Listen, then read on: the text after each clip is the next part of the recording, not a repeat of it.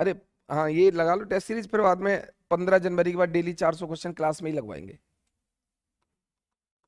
15 जनवरी से 1 महीने तक डेली 400 क्वेश्चन लगवाएंगे, डेली 400, है ना, 400 एमसीक्यू क्वेश्चन क्लास में ही लगवाएंगे। डाइजेस्टिव सिस्टम इसको पढ़ रहे थे। इसमें कितने पार्ट्स होते हैं? 2। कौन कौन सा? एक तो एलिमेंट्री कैनाल,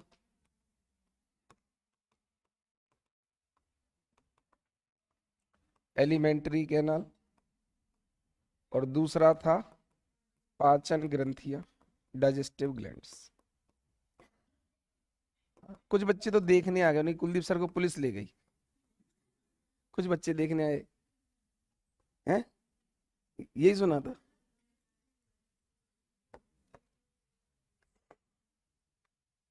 ऐसे ऐसे कुछ नहीं, 2-3 पुलिस वाले एडमिशन की बात कर गए, हम कहे ठीक है भेज दो।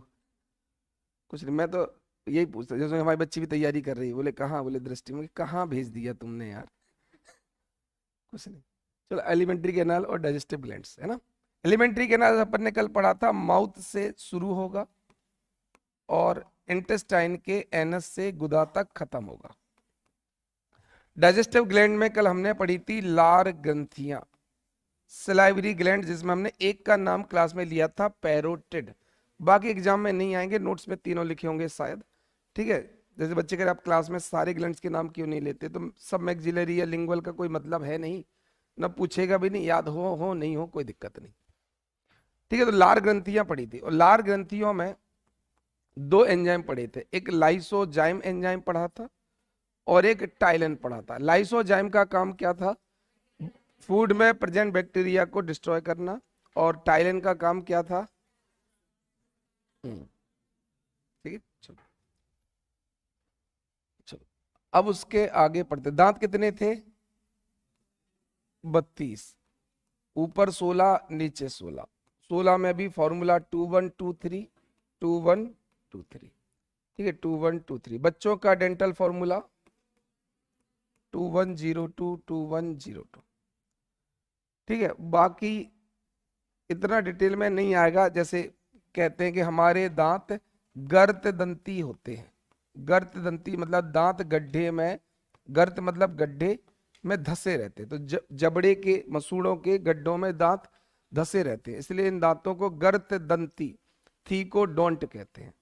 ठीक है, मुझे ऐसा लगता नहीं कि इतना आएगा। 20 दांत 2 बार आते हैं, जिसे डाइफियोडोंट कहते हैं, द्विदंती।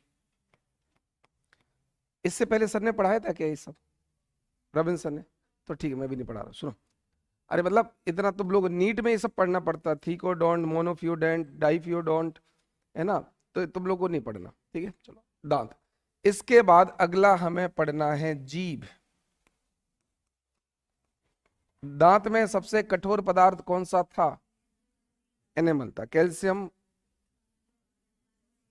कार्बोनेट तो सेकंड नंबर पे आएगा, कैल्शियम फॉस्फेट। Calcium phosphate.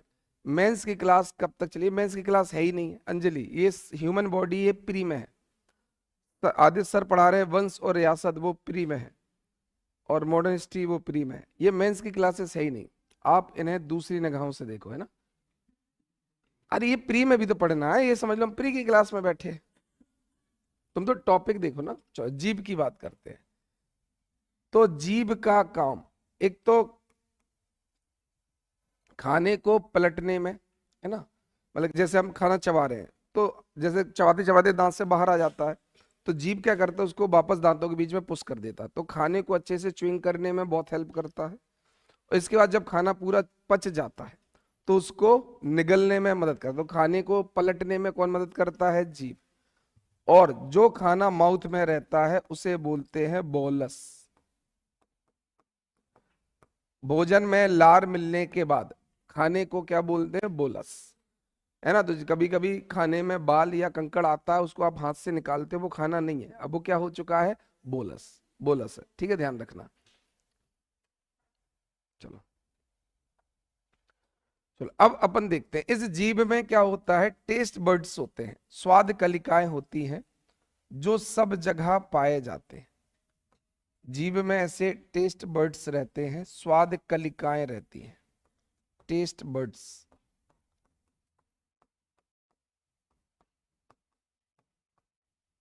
स्वाद कलिकाएं, टेस्ट बर्ड्स रहती है ना, और ये टेस्ट बर्ड्स नर्वस सिस्टम के कांटेक्ट में रहती है, इनमें नर्व्स रहती हैं और ये नर्व सीधे ब्रेन से कनेक्टेड रहते हैं। तो जब भी हम कुछ खाएंगे तो टेस्ट बर्ड्स के कांटेक्ट में रहेंगे। जीभ में क्या है, टेस्ट बर्ड्स। अब वो क्या करेगा, नर्व के थ्रू ब्रेन तक जाएगा और ब्रेन हमें बताएगा ये खाना मीठा है, कड़वा है, तीखा है, क्या है। तो सब कुछ होता है ब्रेन से। तो जो भी हम खाना खाएंगे वो स्वाद कलिकाओं के टेस्ट बर्ड्स के कांटेक्ट में आएगा। टेस्ट बर्ड्स में रहती हैं बहुत सारी नर्व्स या तंत्रिकाएं और ये नर्व्स कहाँ तक जाती है, ब्रेन तक, और ब्रेन फिर आपको एनालिसिस करके बताता है खाना कैसा है। ठीक है, तो ये पूरी प्रोसेस होती है। अब क्या होता है इस जीभ में, वैसे तो आप कहीं भी कोई भी खाना रखो, खट्टा मीठा ये सब बता देगा, फिर भी टेस्ट बर्ड्स का स्पेशलाइजेशन होता है। जैसे जो एंटीरियर, एंटीरियर मतलब अग्रभाग में, एंटीरियर वाली जितनी भी टेस्ट बर्ड्स होती हैं ये मीठे स्वाद के लिए स्पेशलाइज्ड होती हैं। इसका मतलब है अब कहीं भी जीभ में मिठाई रखोगे वो मीठा ही लगेगा, पर अगर मिठाई को आगे रखोगे तो आपको मीठापन सबसे अच्छा दिखाई देगा। ठीक है, जैसे बच्चे चॉकलेट कैसे खाते हैं, हाँ जीभ की टिप में, बच्चे कितने हैं लॉलीपॉप आइसक्रीम खाते हैं तो जीभ की टिप से, उन्हें पता ही है। और जो सबसे पीछे वाला हिस्सा होता है वो बिटरनेस, कड़वेपन के लिए स्पेशलाइज्ड होते हैं। जो पोस्टीरियर पार्ट या पश्च भाग है, पश्च भाग है वो कड़वे स्वाद के लिए स्पेशलाइज होते हैं। इसलिए लोग मीठी दवाई कहाँ डालते हैं, कड़वी पीछे, कि उन्हें पता है सबसे अच्छा कड़वा अगर कहीं, अगर वही दवाई आप यहाँ रख लोगे तो इतनी कड़वी नहीं लगेगी, पर हम कड़वी दवाई कहाँ डालते हैं, पीछे, जिससे कड़वी भी मस्त लगती है, इस हिसाब से। तो एंटीरियर पार्ट किस स्वाद के लिए स्पेशलाइज्ड है, मीठे स्वाद के लिए, और जो पोस्टीरियर या पश्च भाग है वो है, जबकि जो लेटरल पार्ट होते हैं, पार्श्व भाग होते हैं, ये खट्टे और नमकीन के लिए रहता है। तो सॉल्टी, नमकीन और सौर, खट्टे। जो लेटरल होते हैं वो नमकीन और खट्टे के लिए स्पेशलाइज्ड रहते हैं। तो अग्रभाग किसके लिए है, मीठे के लिए, पश्च भाग किसके लिए है, कड़वे के लिए, लेटरल पार्ट होंगे नमकीन और खट्टे के लिए। तो ये हो गए जीभ की टेस्ट बर्ड्स, स्वाद कलिकाएं। क्लियर। तो जीभ का काम है खाने को पलटना, खाने को निगलना, और इसमें रहती है बहुत सारी टेस्ट बर्ड्स। तो ये हो गया जीभ कंप्लीट। ठीक है, तो हमने माउथ को पूरा पढ़ लिया है। ठीक है, चलो हमने माउथ को पूरा पढ़ लिया है।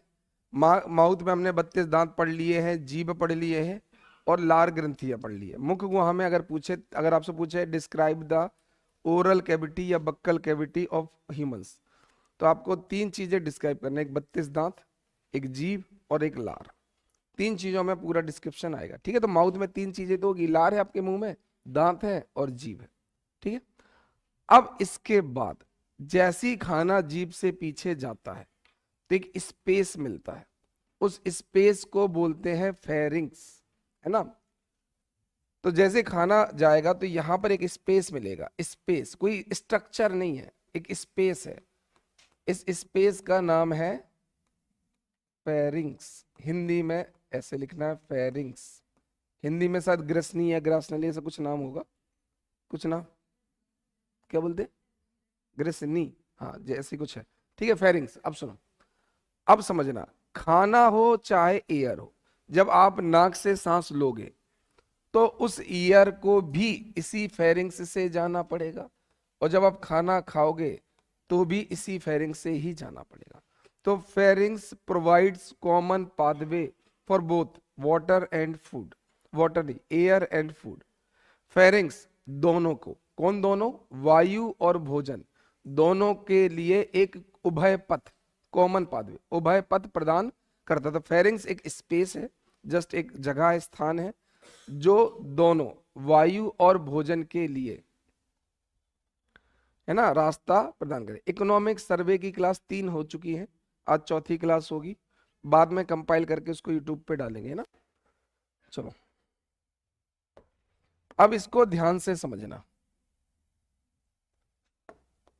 जो तुम्हारी श्वास नली होती है जिसको बोलते हैं ट्रेकिया, जो तुम्हारी श्वास नली जिसमें एयर होती है जिसे बोलते हैं ट्रेकिया, ये आगे रहती है, ये ट्रेकिया आगे रहती है। अगर आप यहाँ हाथ रखोगे तो ये जो नली तुम पकड़ रहे हो ये ट्रेकिया है, ठीक है। तो तुम जैसे किसी का गला पकड़ते हो तो ट्रेकिया पहले पकड़ में आती है, और इसके पीछे रहता है ईसोफेगस जो आहार नाल का पार्ट है। यहां ध्यान से समझना, ठीक है। अब यहां समझना, जब तुम खाना खाओगे तो खाना खाने के बाद एयर पाइप पहले मिलता है और फूड पाइप बाद में मिलता है। श्वास नली पहले मिलती है और आहार नली बाद में मिलती है। तो जब भी आप खाना खाओगे तो पहले मिलती है श्वास नली और जबकि पीछे मिलती है फूड पाइप। तो जब भी हम खाना खाएंगे पहले तो ये पाइप है और ये तो फेफड़ों में चला जाएगा। तो अगर हम खाना खाएंगे तो पहले जो पाइप रहता है वो रहता हवा वाला और वो सीधे लंग्स से जुड़ा है, और कई बार खाना खाते खाते उसमें गिर भी जाता है, फिर अपन को ठसका लगता है, फिर उसमें पीछे घूसे मुक्के, मुझे बहुत मजा आता है। जैसे ही बगल वाले किसी में आता मैं तो ऐसा करके दाना बिल्कुल बाहर गिर जाता है, फेफड़ों से निकल सकता है ना। ऐसा जोर से पीठ में मुक्का मारोगे फेफड़ों से चावल का दाना बाहर निकल आए, तो ऐसा होता। अब ऐसा तो हर बार दिक्कत होगी, आप खाना खाओगे पहले तो विंड पाइप है, वायु नली पहले मिलेगी आपको। तो इसमें क्या होता है, इस विंड पाइप के ऊपर एक कैप रहती है, और इस कैप का मतलब ऐसे ढक्कन रहता है, ऐसा फ्लैप फ्लैप रहता है, एक फ्लैप ढक्कन, और इस ढक्कन को कहते हैं एपिग्लॉटिस। तो वायु नली के ऊपर एक ढक्कन रहता है, इस ढक्कन को बोलते हैं एपिग्लॉटिस, ठीक है। विंड पाइप, वैसे तो रेस्पिरेटरी सिस्टम पढ़ेंगे वहां पढ़ेंगे। तो जो विंड पाइप होती है जहां सांस जानी, पहला वाला कौन सा होता है, वायु नली विंड पाइप, और पीछे होती है आहार नली। तो खाना जब जाएगा तो पहले विंड पाइप पड़ेगा, और उसमें खाना गिरता नहीं है क्योंकि वो ढक्कन से ढक जाता है। जब भी आप खाना खाओगे वो पाइप ढक्कन से ढक जाएगा और खाना ढक्कन में खिसकते हुए पीछे चला जाएगा। तो जो भी आप खाओगे वो इस पे खिसकते हुए इस पर चला जाएगा। अब जब भी खाना खाओगे ढक्कन इस नली को बंद करेगा, पर कभी भी ढक्कन इस नली को बंद नहीं करता, ये नली खुद उठ के ढक्कन से बंद हो जाती है। अगर आप इस पे हाथ रखो और कुछ भी निगलोगे तो आपको समझ में आ जाएगा ढक्कन नीचे नहीं गिरा, पाइप ऊपर चला गया। यहां रखो हाथ, सब लोग हाथ रखो, कसम खाओ, है ना। अब कुछ भी निगलो तो बताओ ढक्कन नीचे आ रहा कि पाइप ऊपर जा रहा है। हाँ, तो ये ढक्कन नीचे नहीं गिरता। एपिग्लॉटिस तो वही है, ये जो पाइप है ये अपने आप ऐसे बंद हो जाता है जिससे कभी भी एयर पाइप में खाना नहीं जाता। तो आप पानी पी रहे हो, कुछ भी, अब पानी भी पियोगे यहाँ हाथ रख लेना, ये ऊपर हो जाएगा। जब तक पानी पीते रहोगे ये ऊपर रहेगा, पानी बिना बंद कर दोगे ये वापस नीचे आ जाएगा। ये सिस्टम है हमारी बॉडी में, ठीक है। अब अपन जब भी बोलते हैं शब्द, तो जब भी वर्ण या शब्द बोलते हैं तो इसमें वायु निकलती है। सर ने आपको अंतस्थ, ऊष्म, इस तरह के शब्द पढ़ाए होंगे, और बोलते समय हवा भी आती है। अगर आप बोलो और यहाँ हाथ रखो तो आपको हवा भी आएगी, ऐसा है कि नहीं, बिल्कुल होता है। इसका मतलब बोलते समय एयर का एक्सचेंज होता रहता है। इसलिए हमें खाना खाते समय बोलना नहीं चाहिए, क्योंकि खाना खाते समय पाइप बंद है, पर बोलना शुरू करोगे तो पाइप खुल जाएगा, क्योंकि एयर आना जाना जरूरी है। तो कई बार बोलते समय जब हम खाते हैं तो उसमें खाना गिर जाता है, यही होता है। चुपचाप जब खाओगे कभी कुछ नहीं होगा, बोलते समय खाना गिर जाता है और तुम्हें कोई याद नहीं कर रहा है, चाहे हिचकी आए चाहे खाना गिरे, तुमने इतने अच्छे कर्म नहीं करे कि तुम्हें कोई याद करे। हाँ, और क्या, जब भी स्टमक में इरिटेशन होता है तो तुम्हें हिचकी आएगी, जब भी विंड पाइप में खाना गिर जाएगा तो तुम्हें ठसका लगेगा, ठीक है। और तीसरा क्या हो सकता है, दो तीन चीजें, ये सब बायोलॉजिकल है। तो तुम्हें अगर हिचकी आ रही है, कुछ नहीं, पानी पी लो, इरिटेशन हो रहा अमाशय की दीवारों पे, ठीक है, तो कुछ भी कोई किसी की याद करने से कुछ नहीं होता। तो ये समझ में आ गया कि आगे कौन सी है वायु नली, पीछे कौन सी आहार नली। तो विंड पाइप या एयर पाइप पहले पड़ता है, फूड पाइप बाद में पड़ता है। और इन दोनों से सांस भी लोगे तो जिस स्पेस से, और खाना भी खाओगे जिस स्पेस से, उस स्पेस को बोलते हैं फेरिंग्स। समझ में आ गया। तो फेरिंग्स एक स्पेस है, फेरिंग्स कोई स्ट्रक्चर नहीं है, फेरिंग्स एक जगह है। ये बात समझ में आ गई, क्लियर। जैसे दो दीवालों के बीच में जगह, इसको अपन ने गैलरी नाम दी। गैलरी कोई स्ट्रक्चर थोड़ी है, दो दीवार के बीच का जो स्पेस है उसी को तो गैलरी बोल दी। ऐसी स्पेस होता है, ठीक है। भोजन भी इसी स्पेस से होके जाता है आहार नली में, और हवा भी इसी स्पेस से होके जाती है विंड पाइप में। बस भगवान ने हमें इस तरह से बना दिया है कि हम जब भी खाना खाएंगे विंड पाइप में या वायु नली में भोजन नहीं गिरेगा, ये सिस्टम है। हैप्पी न्यू ईयर, आज 2 तारीख को है ना। चलो फिर भी सेम टू यू। चलो अब देखो, तो भोजन कहाँ जाएगा आहार नली। तो अपन इसको अब पढ़ते हैं, ये अपन रेस्पिरेटरी सिस्टम में पढ़ेंगे, क्लियर। अब अपन को ईसोफेगस से पढ़ना है। तो भोजन फेरिंग्स से होते हुए किस नली में गिरेगा, ईसोफेगस में। भोजन कहाँ जाएगा, ईसोफेगस। ग्रास नली लिखा हुआ है पता नहीं, पर तुम ईसोफेगस लिख सकते हो, ठीक है। मैंने आज तक ग्रसनी और ग्रास नली जीवन में नहीं लिखी, ईसोफेगस फेरिंग्स ही लिखा है। अब समझते हैं। इसके बाद ईसोफेगस में क्या होता है, किसी का भी डाइजेशन नहीं होता। ईसोफेगस में किसी का भी पाचन नहीं होता, ये केवल खाने को रास्ता प्रदान करता है, ठीक है। तो ईसोफेगस का काम खाने का पाचन करना नहीं है, ईसोफेगस का काम भोजन को रास्ता देना है। तो ईसोफेगस का कोई काम नहीं, ठीक है। चलो, अब जो ईसोफेगस होता है, ईसोफेगस से भोजन एक दूसरे स्ट्रक्चर में पहुंच जाता है, और इस स्ट्रक्चर का नाम है आमाशय, स्टमक। इस स्ट्रक्चर का नाम है स्टमक या आमाशय, ठीक है। अब सुनो, इस स्टमक में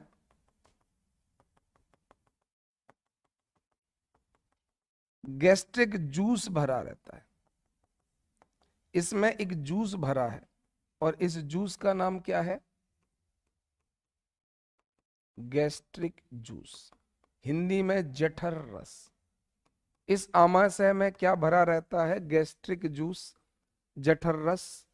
और ये गैस्ट्रिक जूस किसका बना होता है, HCl का, हाइड्रोक्लोरिक अम्ल का। तो इस स्टमक में भरा रहता है गैस्ट्रिक जूस। स्टमक इतना छोटा पतला क्यों, सुराही लग रही, वो लगना तो चाहिए स्टमक में, हाँ खाना है। 6 रोटियां कहाँ जा रही हैं, इतना छोटा स्टमक थोड़ी है। 6 रोटी, सब्जी, कटोरी भर दाल, 2 गिलास पानी और छाछ, सब इसमें भर जाता है। इतना तो बनाओ कि इसमें इतना एडजस्ट हो जाए, है ना। चलो अब समझो। तो इस स्टमक में कौन सा जूस भरा हुआ है, गैस्ट्रिक जूस, जठर रस, जो काय का बना होता है, HCl का, जिसका पीएच लगभग 1.8 है, लगभग 2 मान सकते हैं। इस गैस्ट्रिक जूस का पीएच होता है 1.8, पर एग्जाम में तुम्हें ऑप्शन में मिलेगा 2, ठीक है, 2। अब आपसे पूछा जाएगा गैस्ट्रिक जूस कैसा होता है, एल्केलाइन होता है, एसिडिक होता है, या हाईली एसिडिक होता है। देखो, अगर 7 से कम है तो एसिडिक है, 7 से तो बहुत कम है, तो इसको एसिडिक की बजाय हाईली एसिडिक बोलना ज्यादा अच्छा। तो इसको अम्लीय की बजाय अति अम्लीय बोलना ज्यादा अच्छा, ठीक है। तो आपसे पूछे कि भैया जठर रस कैसा होता है, तो आप बोलोगे अति अम्लीय, ठीक है। तो हाईली एसिडिक है, क्योंकि अगर ये 6, 6.5 होता तो एसिडिक बोल दो, 7 से नीचे तो सब एसिडिक है। 6.5, 6.8, 6, 5.5, ये तो कितना है 1.8। तो अम्लीय से भी अच्छा, जब भी तुम मेंस में लिखना तो इसको अम्लीय कभी नहीं लिखना, आप लिखना जठर रस अति अम्लीय होता है ना, हाईली एसिडिक होता है। सर फेरिंग्स रह गया, तुम लेट आए हो, है ना। चलो, गैस्ट्रिक जूस HCl। अब क्या होता है, जैसी ही भोजन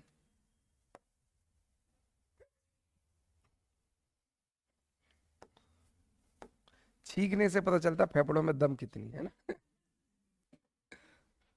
अगर पूरी क्लास हिल जाए तो समझ लो फेफड़ों में बहुत दम है। चलो अब देखो, अब ये जो भोजन है ईसोफेगस से जैसे ही इसमें गिरेगा और भोजन जैसी HCl में डूब जाएगा, अब इस भोजन का नाम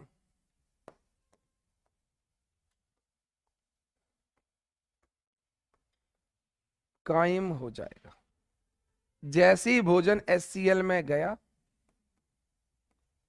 इसका नाम कायम हो जाएगा, कायम। ठीक है। बोलस कब बोलते थे? माउथ में।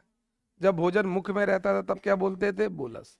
और जैसे ही भोजन स्टमक में चला गया तो उसको क्या बोलेंगे? कायम। क्लियर? तो ईसोफेगस से खिसकते हुए खाना, ईसोफेगस में डाइजेशन होनी नहीं है, तो खाना खिसकते हुए गिरेगा गैस्ट्रिक जूस में। ये गैस्ट्रिक जूस बना किसका है? HCl का। उस HCl में खाने के डूबते ही उस खाने को क्या बोलने लगेंगे? काइम। काइम। ठीक है। चलो अब इसमें क्या होगा? स्टमक के दो एंजाइम काम करते हैं। कौन कौन से दो एंजाइम है? एक एंजाइम है पेप्सिन और एक एंजाइम है rennin.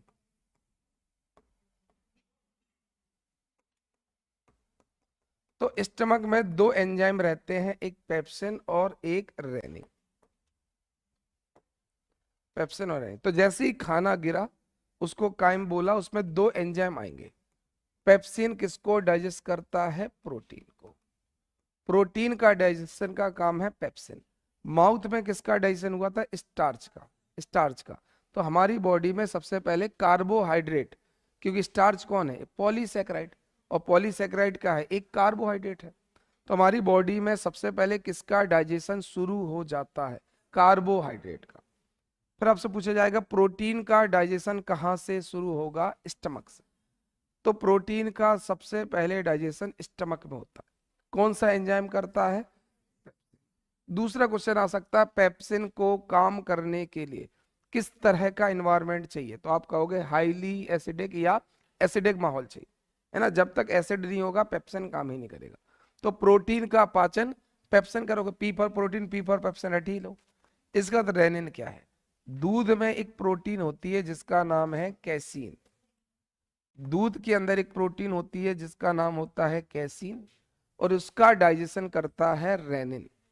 Rennin milk protein casein, milk में एक प्रोटीन होती है कैसीन, उसको डाइजेस्ट करता है। ठीक है। तो मिल्क प्रोटीन को कौन डाइजेस्ट करता है? रेनिन। अब ध्यान रखना, रेनिन केवल बच्चों में मिलता है, हम में रेनिन नहीं है। बच्चे जब दूध पीते हैं और वॉमिटिंग करते हैं तो उनमें दूध देखना, और जब तुम दूध पियो और तुम वॉमिट करो तब दूध देखना, क्या एक जैसा होता है कि अलग होता है? उनकी कर्डलिंग हो जाती है, दूध दही में कर्ड में कन्वर्ट हो जाता है बच्चों में। तो दूध को कर्ड में कन्वर्ट कर देता है रेनिन। एक कैसीन को डाइजेस्ट करता, कर्ड में कन्वर्ट करता, हम में कर्ड में नहीं बदलता। तो अगर तुम्हें दूध से दही बनाना है तो बच्चे को दूध पिला के उल्टी करवा दो, जो निकलेगा वो दही है ना, उनमें बन जाता है। तो कैसीन, अभी तो इस पे वो चलता है डिबेट, कंट्रोवर्शियल है कि इंसान में मिलता है कि नहीं। अभी तक कोई साइंटिस्ट कहता होता ही नहीं है। जानवरों में तो कंफर्म है, इंसानों में कंफर्म नहीं है। फिर भी कुछ साइंटिस्ट मानते, चलो मान लेते हैं, तो बच्चों तक है। तो कैसीन प्रोटीन केवल बच्चों में मिलता है, वयस्क मनुष्य में ये एंजाइम अनुपस्थित है। तो खाना पहले माउथ में आया, माउथ में बोलते हैं बोलस, वहां स्टार्च का डाइजेशन हुआ, माल्टोज में बदला, फिर खाना फेरिंग्स गया। फेरिंग्स कोई स्ट्रक्चर नहीं है, केवल स्पेस है, खाली जगह है। फेरिंग्स के बाद गया ईसोफेगस में, ईसोफेगस से खिसकते हुए छपाक की आवाज आई। जैसे छपाक की आवाज आए आप समझ जाना। और क्या? तो पेट में, अरे पेट में पानी वानी गुड़गुड़ कर सकते हो तुम, कोई दिक्कत नहीं है। बाबा रामदेव जी तो स्टमक हिला लेते हैं पूरा, देखा होगा। और कई बार देखा होगा खाली पेट में पानी पानी बहुत भरा हो तो वो आवाज करता भी, सुना पानी की आवाज? तुम नेचर की आवाज सुना तो करो, पानी की, हवा की, वायु की, है ना, मिट्टी की। तो पानी है तो होता है। तो जैसे उसमें गिरेगा तो अब खाने को क्या बोलेंगे? काइम। उस काइम में कितने एंजाइम काम करते हैं? दो। कौन कौन? पेप्सिन और रेनिन। पेप्सिन किसको डाइजेस्ट करता है और रेनिन किसको करता है? कैसीन प्रोटीन को।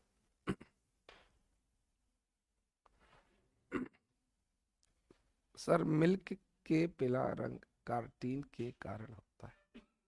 अच्छा, अच्छा क्रेटिन, अच्छा दूध का पीला रंग क्रेटिनिन, अच्छा क्रेटिन। चलो ये समझ में आ गया स्टमक का। अब सुनो, अब क्या होता है कि हम में तो ठीक है, हम में तो स्टमक होता है, पर जितने जुगाली करने वाले जानवर होते हैं उनमें एक एक्स्ट्रा थैली होती है। जुगाली करने वाले के एक्स्ट्रा, जुगाली करने वालों को क्या बोलते हैं?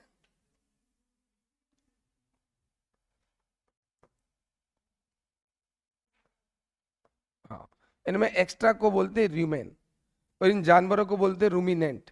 इनकी एक्स्ट्रा थैली को बोलते हैं र्यूमेन। तो जो जुगाली करने वाले जानवर होते हैं इनमें दो थैली होती है, एक तो स्टमक होता है, एक र्यूमेन होता है। रूमेन होता है। तो जब भी ये खाना खाते हैं तो सबसे पहले खाने को लेते हैं और रूमेन में भर लेते हैं।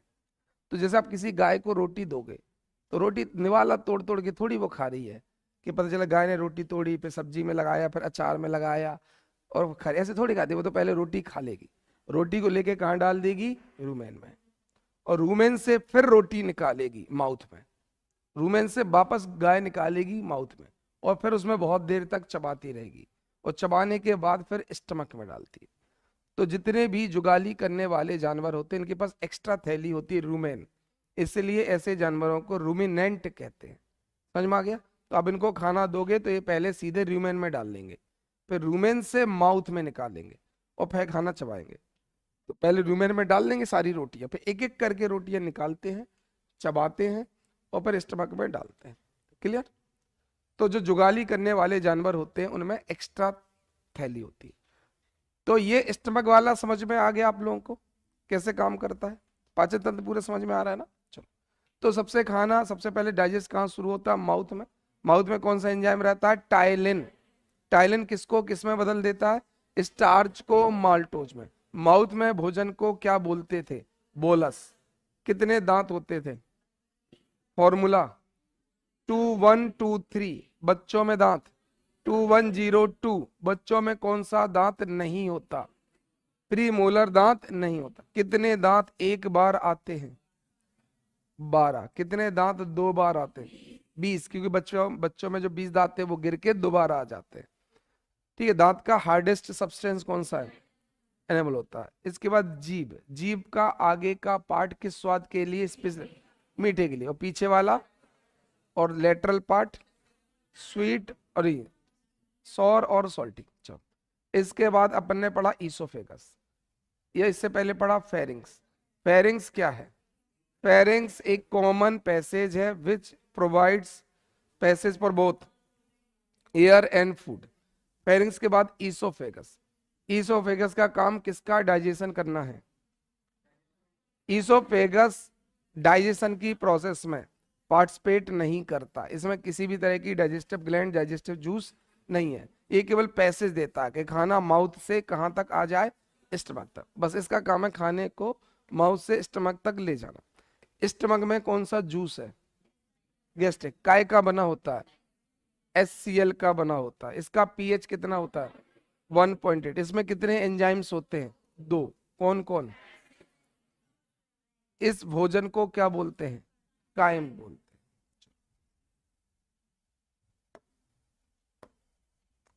तो ये ईसोफेगस है, ये स्टमक है। अब जैसी स्टमक खत्म, छोटी आंत शुरू। अब स्मॉल इंटेस्टाइन शुरू हो चुकी है।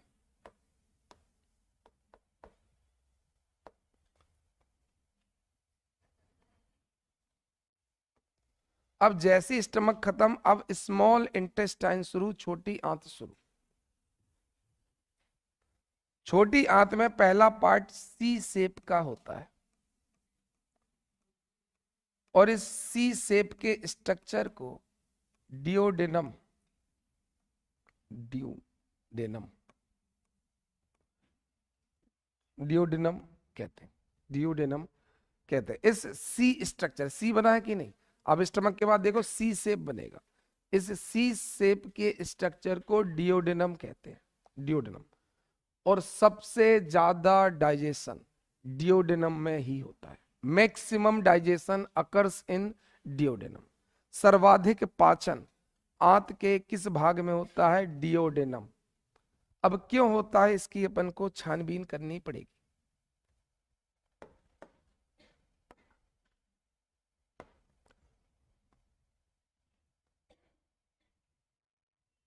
ये है लिवर, यकृत,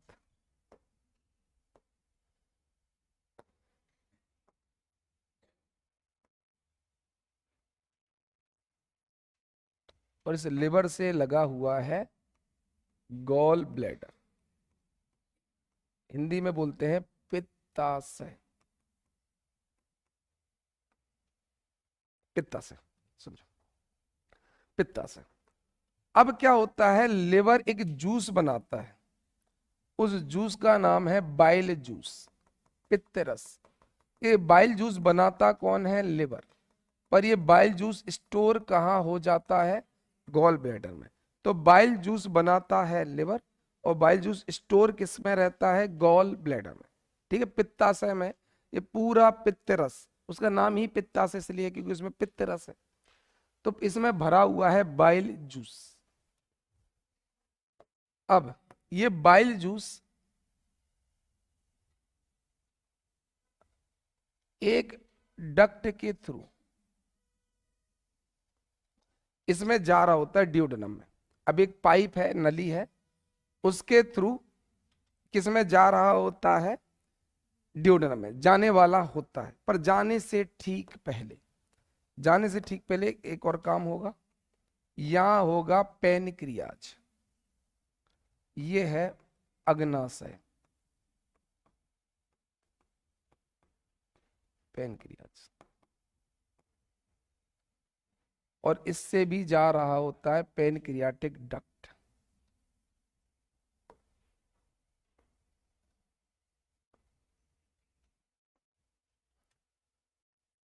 तो बाइल जूस और पैनक्रियाज दोनों एक कॉमन डक्ट से डियोडेनम में जाते हैं। लास्ट में क्या होता है कि पित्ता से आने वाली नली और अग्नाशय से जाने वाली नली दोनों मिल जाती है। तो जिस नली से बाइल जूस आता है उसी नली से पैनक्रियाटिक जूस, अग्नाशयी रस भी जाता है। तो पित्त रस और अग्नाशयी रस दोनों एक ही डक्ट से डियोडेनम में पहुंचते हैं। दिख रहा होगा उसमें, देखो आता बाइल जूस अलग डक्ट से, पैनक्रियाज जाता अलग डक्ट से, पर ये दोनों डक्ट पहले ही मिल जाती है, और मिलने से के बाद एक कॉमन डक्ट बना के डियोडेनम में जाती है। तो डियोडेनम में ये दोनों कॉमन डक्ट बना के जाते हैं, कॉमन एक नली बना लेते हैं, है ना, एक कॉमन नली बना लेते हैं, और उस नली के थ्रू ये लोग पहुंचते हैं।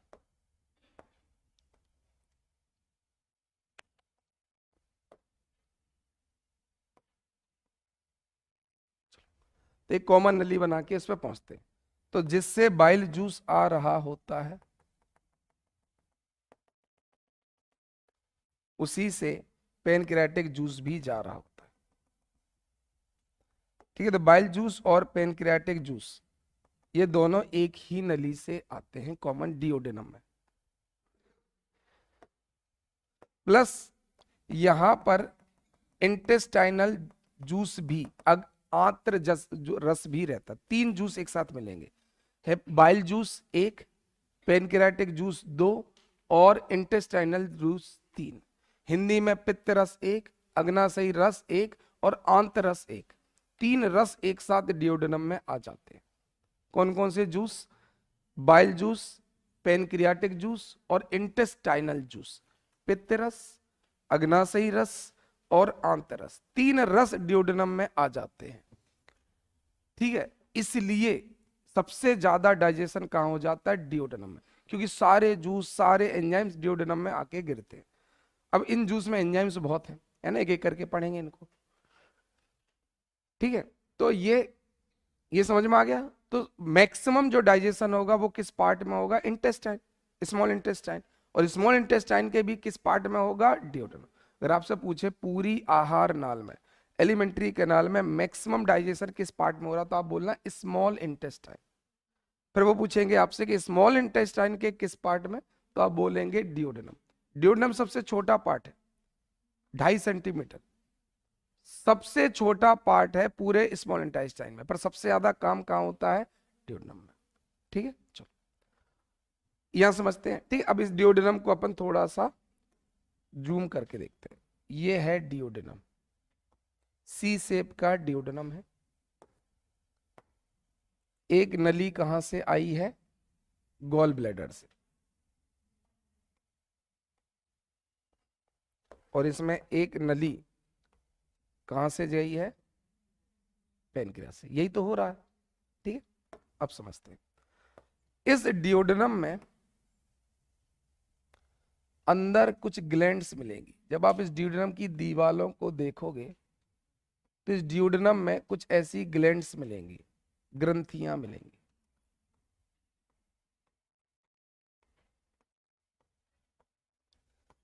ड्यूडेनम की इन ग्लैंड्स को बोलते हैं ब्रूनर्स ग्लैंड, ब्रूनर्स ग्रंथियां।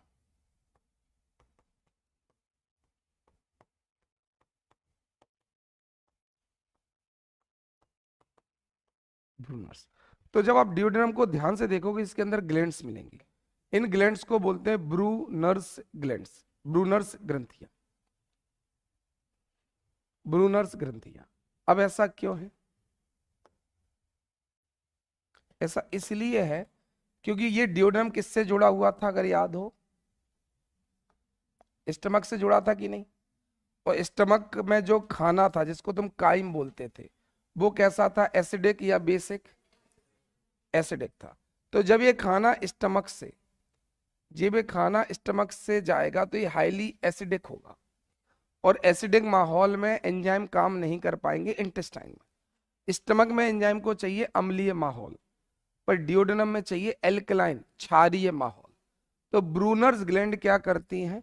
इस पूरे एसिडिक भोजन को, इस पूरे एसिडिक भोजन को कैसा बना देती हैं? एल्कलाइन बना देती है। तो ब्रूनर्स ग्लैंड का काम होता है इस भोजन को जो स्टमक से आया है उसको एसिडिक से एल्कलाइन में, अम्लीय से क्षारीय में परिवर्तित करना। ठीक है, तो ब्रूनर्स ग्लैंड का काम है अम्लीय भोजन को क्षारीय वातावरण में कन्वर्ट कर देना, जिससे आगे इन जूस के एंजाइम काम कर सके। तो अगर ब्रूनल ग्लैंड्स इस खाने को क्षारीय नहीं बनाएंगे तो इंटेस्टाइनल जूस, पेनक्रियाटिक जूस, ये सब किसी काम के नहीं होंगे। तो ब्रूनर्स ग्लैंड का मतलब समझ में आ गया? ये ब्रूनर ग्लैंड का काम है कि आगे भोजन को माहौल देना है। ठीक है, चलो अब यहां समझते हैं। अब अपन सबसे पहले बाइल जूस को पढ़ते हैं। ये गॉल ब्लैडर से जो आया है, ये कौन सा जूस है? पित्त रस है, बाइल जूस है।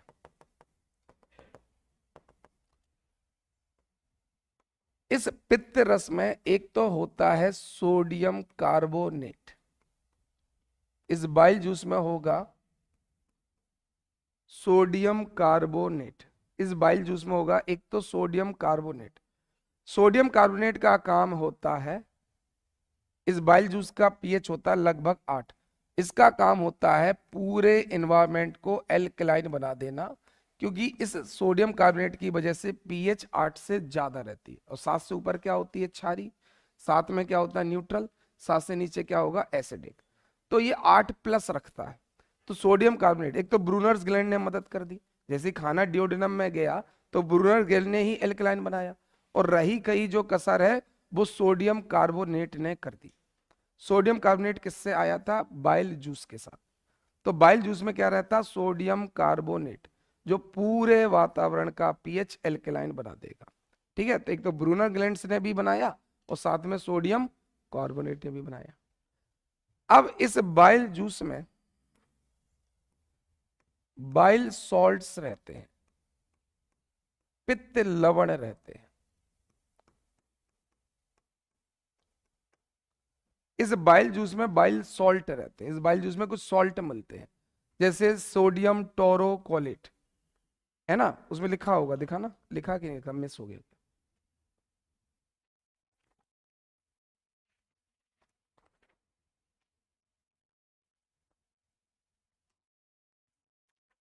नहीं लिखा?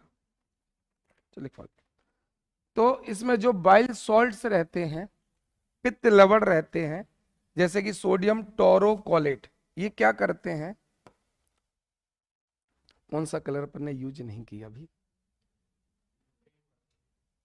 ये पिंक चलेगा? हाँ चलेगा, बढ़िया। सुनो, ये जो बाइल सॉल्ट्स हैं, बाइल सॉल्ट्स क्या करते हैं, फैट की एक बड़ी बूंद को छोटी छोटी बूंदों में तोड़ देते हैं।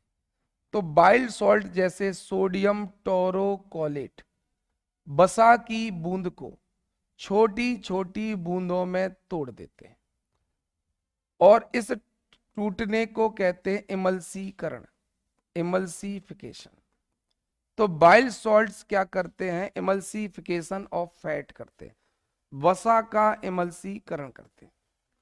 ठीक है, तो सोडियम कार्बोनेट क्या करता था, एल्कलाइन एनवायरनमेंट देता था, और सोडियम टोरोकोलेट जैसे बाइल सॉल्ट्स वसा की बड़ी सी बूंद को छोटी छोटी ड्रॉपलेट्स में, बूंदियों में तोड़ देते। तो ड्रॉप को ड्रॉपलेट्स में तोड़ देते, इसे बोलते हैं वसा का इमल्सीकरण, emulsification of fat, emulsification of fat. समझ में आ गया इमल्सिफिकेशन ऑफ फैट? पाचन नहीं हुआ, टूटा भी, पाचन तो होगा, पाचन के लिए टूटना जरूरी है। ठीक है, तो बाइल जूस कहां से आया, गॉल ब्लैडर से। गॉल ब्लैडर में कहां से आया, लिवर से, क्योंकि गॉल ब्लैडर बाइल नहीं बनाता, वो सॉरी, गॉल ब्लैडर हाँ बाइल नहीं बनाता, लिवर बनाता है। लिवर बाइल को बनाकर किसको दे देता है, गॉल ब्लैडर, और गॉल ब्लैडर दे देता है डिओडेनम में। इस बाइल में रहता है सोडियम कार्बोनेट, जो पूरे इन्वायरमेंट को एल्कलाइन बना देता है, और इस बाइल जूस में रहते हैं बाइल सॉल्ट्स जैसे सोडियम टोरोकोलेट, और ये करते हैं फैट का इमल्सिफिकेशन, वसा का इमल्सीकरण, जो वसा की बड़ी बूंद को छोटी छोटी बूंद में तोड़ देता है। और कल अपन ने बोला था जब कोई चीज छोटे छोटे चीजों में टूटता है तो उसका सरफेस एरिया बढ़ जाता है, जिससे एंजाइम्स को काम करने में आसानी होती है। इसलिए कहते हैं भोजन को चबाना चाहिए, जितना ज्यादा चबाओगे उतना अच्छा डाइजेस्ट होगा। सीधे सीधे निवाला निगल लोगे तो एंजाइम के लिए बहुत मेहनत होगी, वो खाना पूरा पचा ही नहीं सकता। तो बाइल का काम समझ में आ गया कि नहीं? अब अपन को समझना है कि पैनक्रियाज में क्या होता है। यहां तक समझ में आ गया? सबको डाइजेस्टिव सिस्टम समझ में आ रहा है? क्लियर? तो सबसे पहले डाइजेशन कहां से शुरू होता है, माउथ में, माउथ से फेरिंग्स, फेरिंग्स से ईसोफेगस, ईसोफेगस से स्टमक, आमाशय, आमाशय में जूस, कौन सा जूस, स्टमक के दो एंजाइम, पेप्सिन, और पेप्सिन का फंक्शन प्रोटीन का डाइजेशन, और रेनिन का फंक्शन मिल्क की केसीन प्रोटीन का डाइजेशन। इसके बाद स्मॉल इंटेस्टाइन, छोटी आंत, और छोटी आंत का पहला पार्ट क्या कहलाता है, डिओडेनम। डिओडेनम में कौन सी ग्लैंड्स होती हैं, ब्रूनर्स ग्रंथियां होती हैं, जो आए हुए एसिडिक फूड को एल्कलाइन फूड में कन्वर्ट कर देता है। इसके बाद यहाँ एक कॉमन डक्ट आती है, इस कॉमन डक्ट से बाइल जूस भी आता है और पेनक्रियाटिक जूस भी आता है। अग्नाशयी रस और पित्त रस दोनों आते हैं डिओडेनम में। जो पित्त रस आया था वो गॉल ब्लैडर से आया था, उसमें था सोडियम कार्बोनेट, जो पूरा पीएच 8 तक ले जाता है, 8.5 तक ले जाता है और एल्कलाइन कर देता है। फिर होते हैं इसमें बाइल सॉल्ट जैसे सोडियम टोरोकोलेट। सोडियम टोरोकोलेट क्या करता, फैट को छोटे छोटी फैट ड्रॉपलेट्स में तोड़ देता है, जिससे आगे वसा का डाइजेशन इजी हो जाएगा। ठीक है, यहां तक सबको समझ में आ गया? क्लियर? क्योंकि 200 वर्ड्स में आएगा डिस्क्राइब द डाइजेस्टिव सिस्टम, तो उसमें पूरा ये प्रोसेस सब समझाना है। चलो अब अपन चलते हैं पेनक्रियाज के पास, इनका भी दुखड़ा समझ लेते हैं।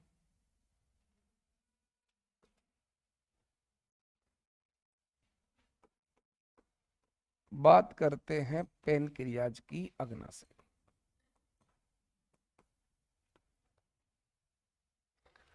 पेनक्रियाज से पहले अपन बात करते हैं ग्लैंड्स की, ग्रंथियां। बार बार बोल रहे सलाइवरी ग्लैंड्स, पेनक्रियाज ग्लैंड। तो ग्लैंड्स का मतलब समझते हैं। तो ग्लैंड्स का मतलब है स्पेसिफिक ऑर्गन्स, कुछ विशेष अंग। ग्लैंड्स का मतलब होता है कुछ विशेष अंग जो अपना कोई फ्लूइड या जूस सीक्रेट या स्रावित करती है। ऐसा कोई भी स्पेसिफिक ऑर्गन जिनका स्पेसिफिक काम सीक्रेशन है, कोई ना कोई जूस कोई ना कोई लिक्विड बनाते रहना है, तो जूस या लिक्विड सीक्रेट या स्रावित करने वाले विशेष अंगों को ग्लैंड्स कहते हैं। तो सबसे पहले ग्लैंड का मतलब समझ गए, ग्रंथि का मतलब, ग्रंथि का मतलब वो विशिष्ट अंग है जो किसी तरह का रस स्रावित करते, किसी भी तरह का जूस स्रावित करते। जैसे लिवर ने क्या बनाया, बाइल जूस, तो लिवर भी क्या है, ग्लैंड है। पेनक्रियाज ने बनाया पेनक्रियाटिक जूस, तो वो भी ग्लैंड है। तो जो किसी भी तरह का फ्लूइड या जूस सीक्रेट करेगी उसको अपन को ऑर्गन ना बोल के क्या बोलना पड़ेगा, ग्लैंड। तो ग्लैंड मतलब समझ में आ गया, ग्लैंड कुछ नहीं ऑर्गन है, अंग है। जैसे हार्ट, लंग्स, लिवर, किडनी, ऐसी ग्लैंड्स भी ऑर्गन होते हैं। एडविन सर, एडविन सर है ही नहीं, क्लास रुक रुक के चल रही है, चलो रुक रुक के चल रही है, ठीक है, बोल दे रहे हमने। खजान कहाँ है ना। अब यहां समझो, स्पेसिफिक ऑर्गन को समझते हैं, ग्लैंड्स को। अब ये ग्लैंड दो तरह की होती है, समझना ध्यान से। या तो इस ग्लैंड का जो टारगेट है ये कहीं पास में होगा, जैसे अभी तुमने देखा लिवर के पास में डियोडेनम और पेनक्रियाज के बगल में डियोडेनम है, या तो आपने अब ये डायग्राम देखा होगा, ये वाला डायग्राम। तो इसमें देखो पेनक्रियाज और लिवर का टारगेट डियोडेनम था, लिवर को भी बाइल जूस डियोडेनम तक पहुंचाना है और अग्नाशय को भी एक पेनक्रियाटिक जूस डियोडेनम में पहुंचाना है। तो उसका टारगेट दूर है कि बिल्कुल पास में, पास है, बिल्कुल वहीं सटे हुए है ना। डियोडेनम के बगल में ही पेनक्रियाज है, डियोडेनम के बगल में ही लिवर है, तो बिल्कुल पास में। सर लाइपेज एंजाइम कहा, मुझे आने तो दो लाइपेज पे। तो सर लाइपेज, सर लाइपेज पता है, आपने कुछ पढ़ा है ना। फाउंडेशन वाले बच्चे इसलिए अच्छे लगते हैं, कुछ नहीं पढ़ा, जो टीचर पढ़ाएगा वो पढ़ेंगे। अभी लाइपेज को आने दो, लाइपेज टाइम लगेगा, है ना। लाइपेज आज आ पाएगा कि नहीं, देखते हैं, कोशिश करते हैं आज आ जा, है ना। समझो ध्यान से, आएगा लाइपेज, ये क्योंकि आपने एक बार कमेंट लिखा मैंने पढ़ लिया, फिर दूसरा मैंने कहा जब आएगा तो अपन पढ़ेंगे लाइपेज को। अब यहाँ समझते हैं, ठीक है तुषार। अब दोबारा बोला तो मुझे रिप्लाई देना पड़ा कि हाँ डरो मत, कोई एंजाइम नहीं गायब करेंगे अपन, है ना, सबका काम करवाएंगे। या समझो, तो ग्लैंड का मतलब होता है कोई स्पेसिफिक ऑर्गन जो कुछ सीक्रेट करता, स्रावित करता। कल के दिन अगर हृदय से भी कुछ सीक्रेट होने लगा, तो हृदय ब्लड सीक्रेट नहीं करता है, ब्लड पंप करता है। ब्लड वो थोड़ी खुद बना रहा है, लिवर खुद बाइल जूस बना रहा है ना, पेनक्रियाज पेनक्रियाटिक जूस खुद बना रहा है। अगर हृदय भी खुद ब्लड बना रहा होता तो हम हृदय को भी ग्लैंड बोल देते, जो खुद का एक सीक्रेशन बना रहा होता उसको ग्लैंड बोल देते हैं। अब अगर ग्लैंड का टारगेट बगल में है तो ये क्या करता, डक्ट के थ्रू अपने जूस को भेज देता है। अगर इसका टारगेट बिल्कुल पास में है तो छोटी सी एक डक्ट बना के उसी के थ्रू, पाइप के थ्रू जूस भेज देगा, जैसे लिवर ने भेज दिया और जैसे पेनक्रियाज ने भेज दिया। तो अगर कोई ग्लैंड, कोई ग्रंथि अपना लक्ष्य या टारगेट पास में होने की वजह से अपना सीक्रेशन, अपना श्रावण किसी नलिका के माध्यम से उस लक्ष्य तक पहुंचा दे, तो उस ग्लैंड को कहते हैं बाह्य स्रावी ग्रंथि, एक्सोक्राइन ग्लैंड। ऐसी ग्लैंड जो डक्ट के थ्रू, नली के थ्रू अपना श्रावण भेज दे, है ना, अपना सीक्रेशन भेज दे, किसके थ्रू, डक्ट के थ्रू, नली के थ्रू। तो ऐसी ग्लैंड जो अपना सीक्रेशन, अपना श्रावण डक्ट के थ्रू भेज दे। अरे मुझे पता है, एक बार पढ़ लो कोई दिक्कत नहीं है ना। चलो, एक्सोक्राइन ग्लैंड बोलते हैं। तो एक्सोक्राइन ग्लैंड समझ में आ गया। तो अभी ग्लैंड समझ लोगे तो आपको एंडोक्राइन सिस्टम अलग से नहीं पढ़ना पड़े, फिर वहां मैं नहीं पढ़ाऊंगा, यही पढ़ा दे रहा हूं। तो ग्लैंड समझ में आ गई, ऐसी ग्लैंड। अच्छा, ग्लैंड का मतलब समझ में आ गया, किसको ग्लैंड बोलते हैं, ठीक है। अब डिपेंड करता है ग्लैंड का टारगेट कहाँ है। अगर पास में है तो छोटी सी डक्ट के थ्रू वो अपना सीक्रेशन भेज देगी। तो जिसके पास डक्ट होती है उसे बाह्य स्रावी ग्रंथि कहते हैं, है ना। जैसे लिवर भी डक्ट के थ्रू, गॉल ब्लैडर भी डक्ट के थ्रू पहुंचा रहे हैं और पेनक्रियाज भी भेज रहे हैं। और जब भी डक्ट के थ्रू जाएगा तो उसमें एंजाइम्स रहते हैं, ध्यान रखना। अगर बाह्य स्रावी ग्रंथि कोई जूस पहुंचा रही है तो उसमें एंजाइम्स होते हैं, एंजाइम्स। समझ में आ गया, क्लियर। और एंजाइम्स प्रोटीन के बने होते हैं, सारे एंजाइम्स किसके बने होते हैं, प्रोटीन, 100%। चाहे आपने रेनिन पढ़ा हो, पेप्सिन पढ़ा हो, टाइलिन पढ़ा हो, लाइसोजाइम पढ़ा हो, लार में 2 एंजाइम पढ़े थे ना, ऐसे अपन ने स्टमक में आज 2 एंजाइम पढ़े, चारों प्रोटीन है। अगर तुम्हें कोई एंजाइम बोलता, आंख बंद करके बोल दो ये प्रोटीन है, ठीक है। तो अगर कोई ग्लैंड किसी डक्ट के थ्रू अपना सीक्रेशन दे रही है तो उसमें क्या होगा, एंजाइम्स होगा और कुछ नहीं होता। बात समझ में आ गई। कई बार ग्लैंड का जो टारगेट होता है वो बहुत दूर होता है, कई बार ग्लैंड का टारगेट बहुत दूर होता है, समझ में आ गया। जैसे तुम्हारे ब्रेन में ग्लैंड पढ़ेंगे पिट्यूटरी, पीयूष ग्रंथि, और उसका टारगेट होता है एड्रिनल। अब यहां से यहां तक तो बहुत दूर है, और इतनी बड़ी डक्ट अगर बनाई जाए तो सोचो पूरा इंसान डक्ट डक्ट का, पाइप का ही बना है। आदमी को काटोगे तो पाइप पाइप निकलेंगे, तो फिर क्या किया जाए। तो पीयूष क्या करता है, हार्ट जब भी पंप करेगा, तो हृदय जब भी पंप करेगा तो ब्लड पंप होगा पीयूष के पास या पिट्यूटरी के पास जाएगा। जैसे ही वो पिट्यूटरी के पास से ब्लड निकल रहा होता है तो पिट्यूटरी अपना सीक्रेशन उस ब्लड में डाल देगा, और उसमें रहता हॉर्मोन्स। अगर किसी नली में डक्ट नहीं है तो समझो वो क्या डाल रही है, हॉर्मोन्स। और हॉर्मोन्स डक्ट का यूज नहीं करते, वो ब्लड के थ्रू जाते। तो जब भी हार्ट पंप करेगा तो ब्लड पंप होकर ब्रेन तक आएगा, जब वो ब्रेन तक आएगा तो पिट्यूटरी अपने सारे हार्मोन्स किस में डाल देगी, ब्लड में। ब्लड घूम के वापस हार्ट में आएगा जिसमें हार्मोन आ चुका है। अब हार्ट वापस पंप करेगा, और पंप करके कहां चला जाएगा, दोनों तरफ एड्रीनल। बात समझ में आ गया, क्योंकि इतनी दूर तक डक्ट पॉसिबल नहीं है। तो अगर ग्लैंड का, ग्रंथि का लक्ष्य बहुत दूर है तो वो डक्ट का इस्तेमाल नहीं करती, और वो अपने सीक्रेशन यानी हॉर्मोन्स को किस में डाल देती है, ब्लड में डाल देती है। और ऐसी ग्लैंड जिनके पास डक्ट नहीं होती उन्हें कहते हैं एंडोक्राइन ग्लैंड, अंतःस्रावी ग्रंथि।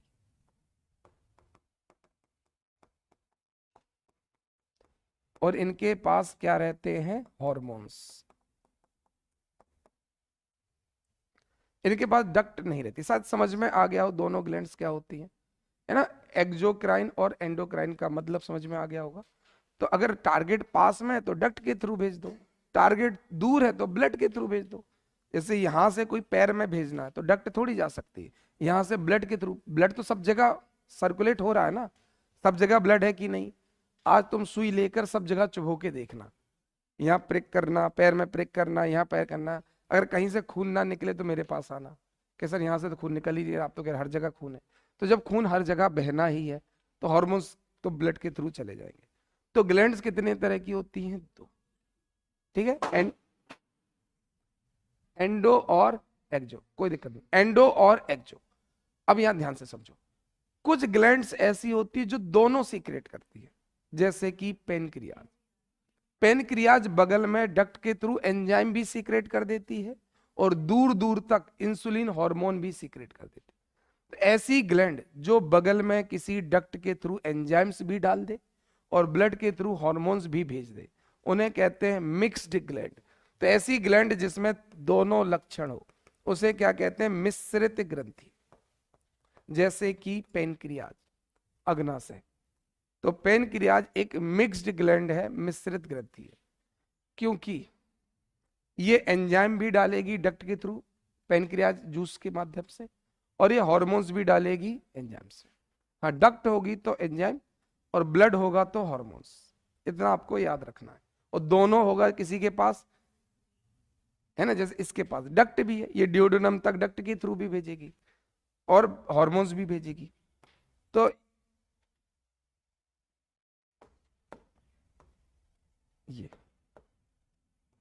ये क्या, डक्ट के थ्रू जूस भी भेजेगी और हार्मोन्स। तो इसमें जो जूस भरा है पेनक्रियाज से, इसे बोलते हैं पेनक्रियाटिक जूस, अग्नाशयी रस। और इस जूस में क्या होंगे, एंजाइम्स। हमने क्या बोला, अगर डक्ट होगी तो पक्का उसमें क्या होने चाहिए, हार्मोन तो नहीं होंगे, हार्मोन तो नहीं होंगे। तो पेनक्रियाज कैसी ग्लैंड है, डक्ट वाली एक्सोक्राइन, बिना डक्ट वाली एंडोक्राइन, या दोनों, दोनों। तो पेनक्रियाज या अग्नाशय हमारी बॉडी की लार्जेस्ट मिक्स्ड ग्लैंड है, हमारे शरीर की सबसे बड़ी मिश्रित ग्रंथि है। मजा आ रहा है बायो में। ठीक है, क्वेश्चन भी बनने चाहिए। अब देखो, ठीक है, समझ में आ गया।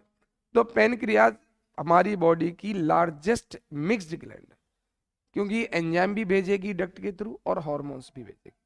क्लियर? चलो अब यहां समझते हैं।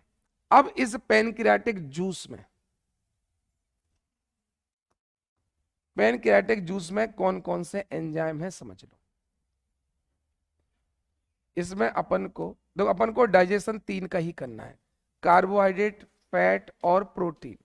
तो एंजाइम तीनों के तो होंगे ही। जैसे कार्बोहाइड्रेट के एंजाइम को बोलते हैं एमाइलेज। ध्यान है, लार में कौन सा एंजाइम था, पर उसको सलाइवरी एमाइलेज बोल रहे थे, इन्हें पेनक्रियाटिक एमाइलेज बोलेंगे, क्योंकि ये पेनक्रियाज का एमाइलेज, हिंदी में बोलेंगे अग्नाशयी एमाइलेज। तो यहां कार्बोहाइड्रेट का पाचन करने के लिए कौन सा एंजाइम होगा, पैनक्रियाटिक एमाइलेज। एमाइलेज वर्ड कहीं भी मिल जाए मतलब कार्बोहाइड्रेट का ही डाइजेशन होगा। लार में था सलाइवरी, क्योंकि सलाइवा का एमाइलेज है, तो लार में था सलाइवरी एमाइलेज, पैनक्रियाज में होगा पैनक्रियाटिक। तो जब पैनक्रियाज जूस को डिओडेनम में भेजेगी तो जूस में एक एंजाइम होगा पैनक्रियाटिक एमाइलेज, और जो डाइजेशन रह गया था उसको आगे बढ़ाएगी, क्योंकि वो स्टार्च से किस में बदला था, माल्टोज में, पर माल्टोज भी तो आगे टूटेगा। इसके बाद फैट को पचाने के लिए, लिपिड को पचाने के लिए होगा पैनक्रियाटिक लाइपेज। लिपिड से लाइपेज बन गया, अग्नाशयी लाइपेज। तो वसा के पाचन के लिए कौन सा एंजाइम काम करेगा, अग्नाशयी लाइपेज, पैनक्रियाटिक लाइपेज काम करेगा। ठीक है, तो कार्बोहाइड्रेट को पचाने के लिए कौन सा एंजाइम आएगा, पैनक्रियाटिक एमाइलेज। एमाइलेज मतलब कार्बोहाइड्रेट, चाहे वो लार का एमाइलेज हो चाहे पैनक्रियाज का।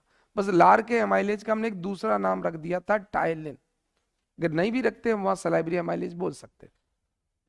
और तीसरा होगा ट्रिप्सिन।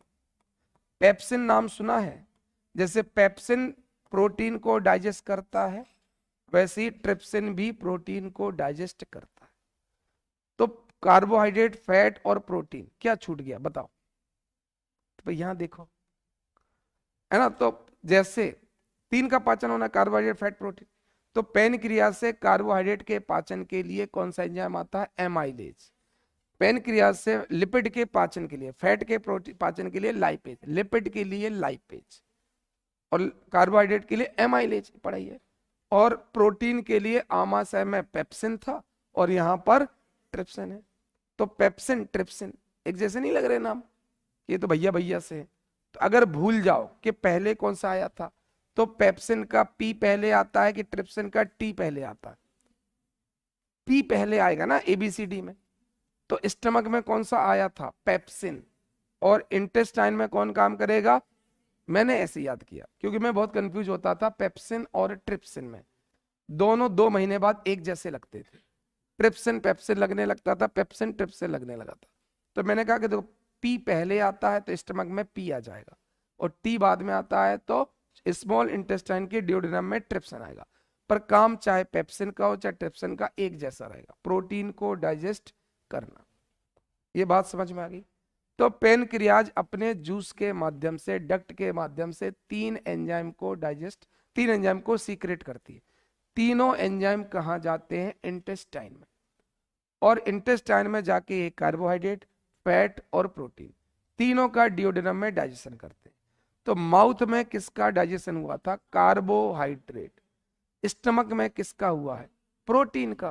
देखो पेप्सिन भी प्रोटीन का कर रही है, और रेनिन भी दूध की केसिन प्रोटीन का ही कर रही है।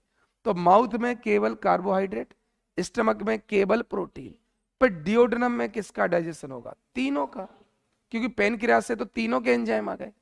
डिओडेनम में खाना पहुंचा, कार्बोहाइड्रेट का भी डाइजेशन हो जाएगा, प्रोटीन का भी डाइजेशन हो जाएगा, और फैट का भी होगा। तो छोटी आंत में किसका डाइजेशन होता है, तीनों का।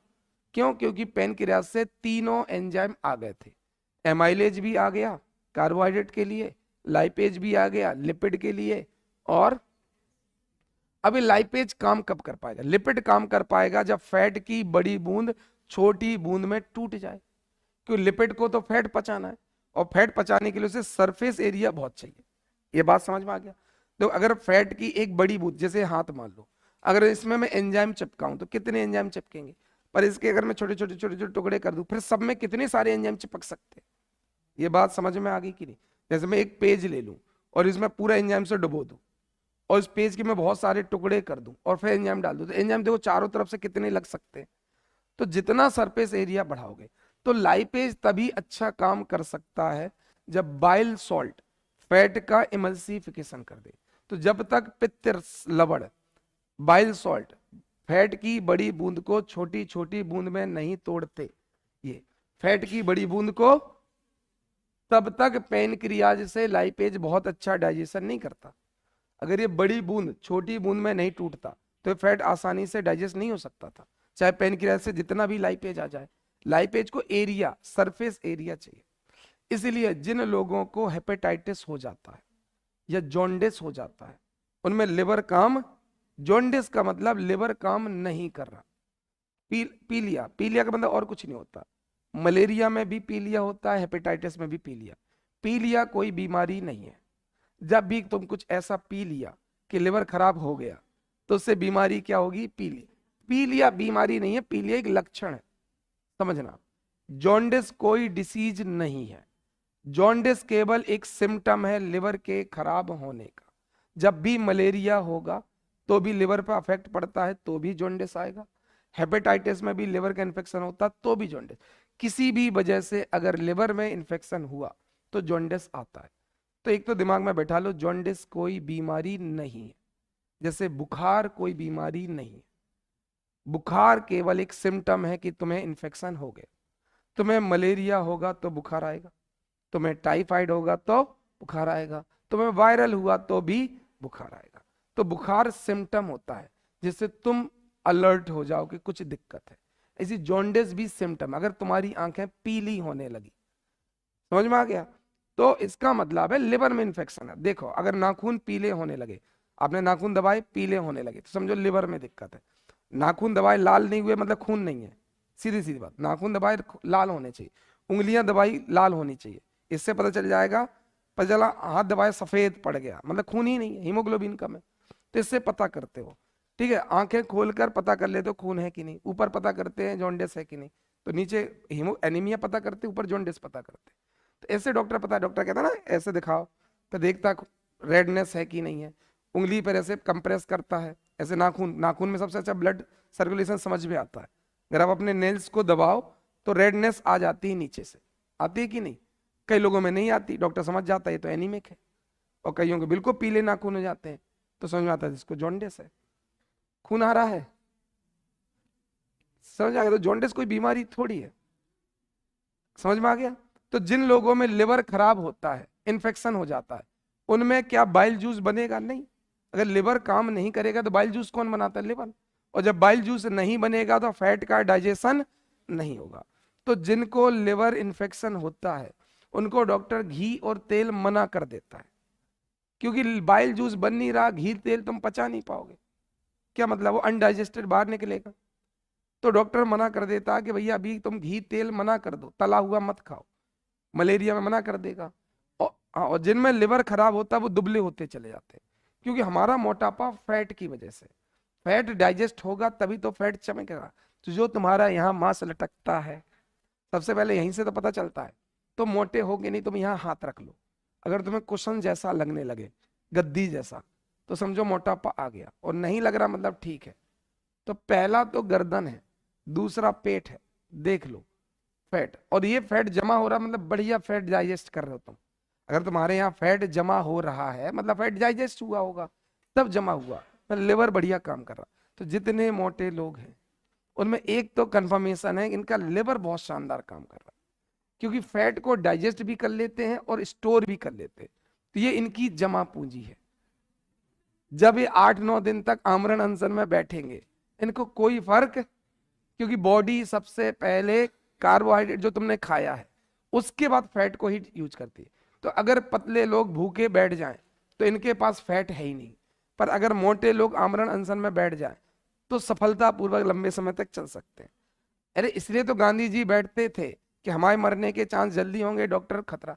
अरे किसी मोटे आदमी को बैठा दो, 9 दिन बाद भी डॉक्टर चेक करेगा, बोले अभी कोई खतरा ही नहीं है, क्यों फैट ही इतना स्टोर कर रखा है। 2 दिन के बाद तो फैट ही घुल घुल के एनर्जी देता है, उसको कुछ नहीं होगा। पतला आदमी प्रोटीन टूटने लगेगी, आदमी मर जाता है।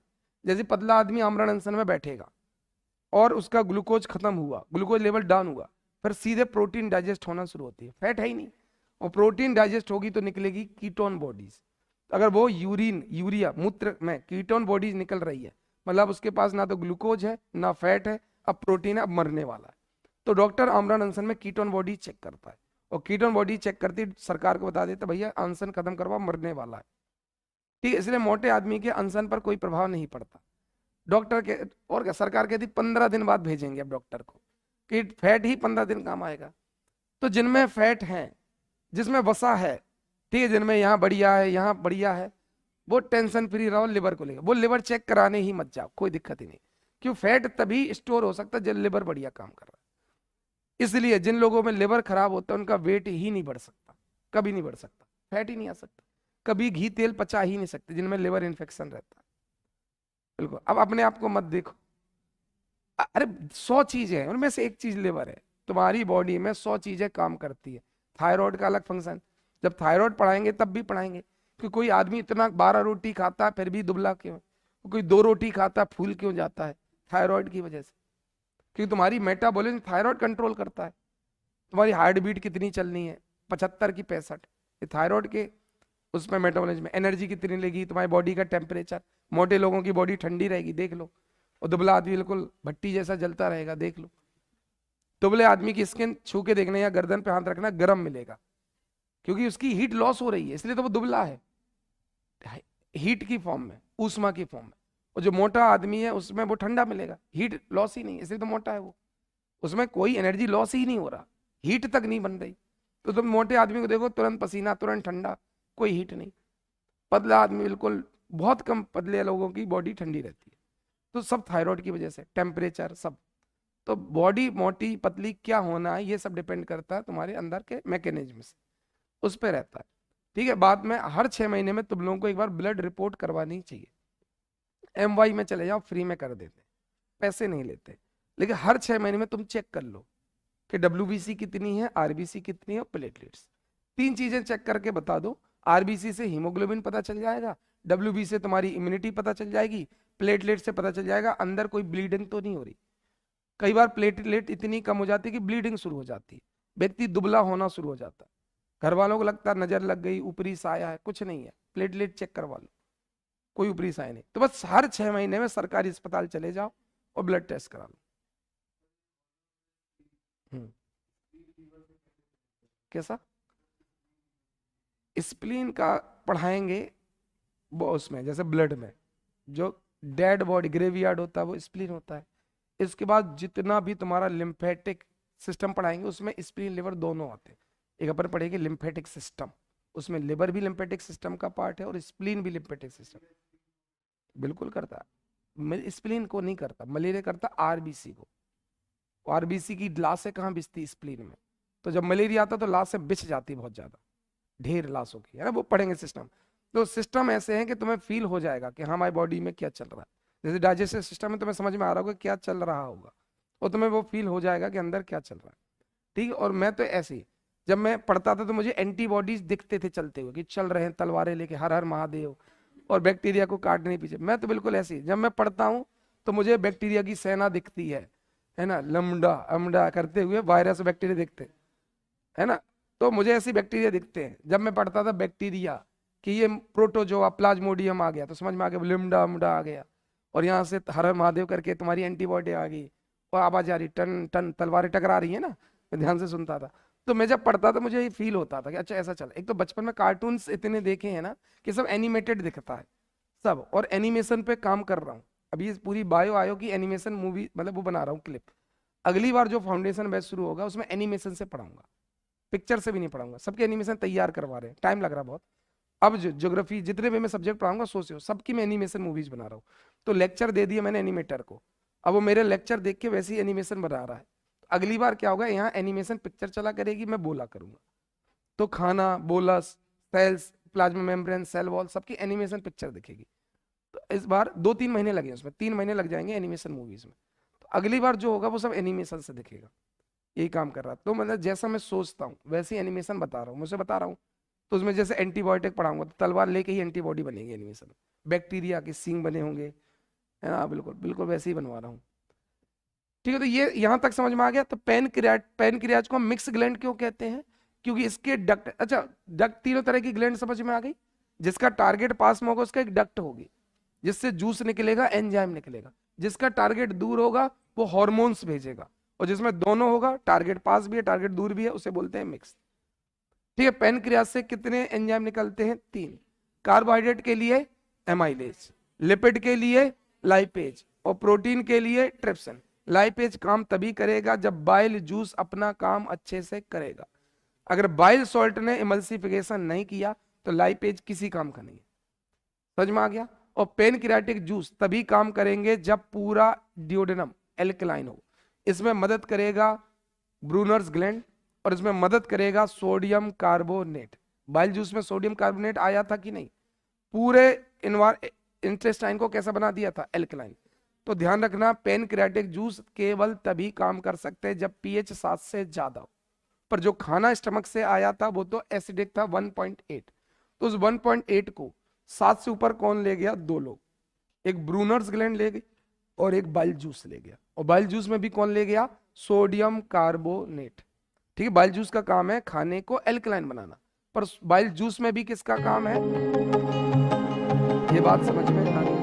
क्लियर? कल डाइजेस्टिव सिस्टम का बस यही सिस्टम है जो बड़ा है, और ब्लड वाला बड़ा, बाकी सब छोटे